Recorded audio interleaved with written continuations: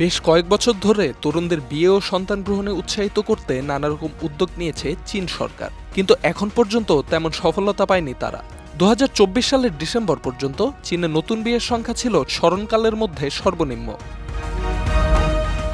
বিয়ের হার বাড়াতে ইতোমধ্যে আর্থিক প্রণোদনা সহ বিভিন্ন প্রচারণা চালাচ্ছে চীনা কর্তৃপক্ষ। তা সত্ত্বেও 141 কোটি জনসংখ্যার দেশটিতে গত বছর নিবন্ধিত বিয়ের সংখ্যা ছিল মাত্র 61 লাখ, যা আগের বছরের তুলনায় 20% কম। দেশটির স্বরাষ্ট্র মন্ত্রণালয়ের হিসেব অনুযায়ী এক বছরে সর্বনিম্ন বিয়ের রেকর্ড এটি।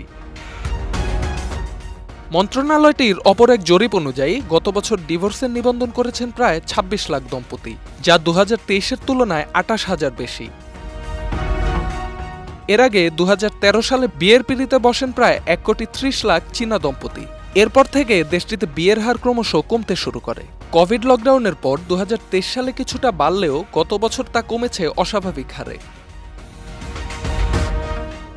চীনের বিশেষজ্ঞরা মনে করেন বিয়ের হার কমতে শুরু করায় হ্রাস পাচ্ছে জন্মহার। দীর্ঘদিন এক সন্তান নীতিতে থাকার ফলে ক্রমেই দেশটিতে সংকুচিত হয়ে আসছে কর্মক্ষম জনশক্তি, যা মন্থর করে তুলছে চীনের অর্থনীতি। এ সমস্যা থেকে উত্তরণের লক্ষ্যে আর্থিক প্রণোদনা, ব্লাইন্ড ডেটিং ইভেন্ট ও গণবিয়ের মতো পদক্ষেপ নিচ্ছে চীনা কর্তৃপক্ষ। পাশাপাশি বিয়ে করার প্রতি উৎসাহ যোগাতে গ্রামাঞ্চলেও বিবাহের পূর্বে স্বামীদের উপর আরোপিত যৌতুক প্রথা বাতিলের চেষ্টা করছে দেশটি। Dhaka express desk report.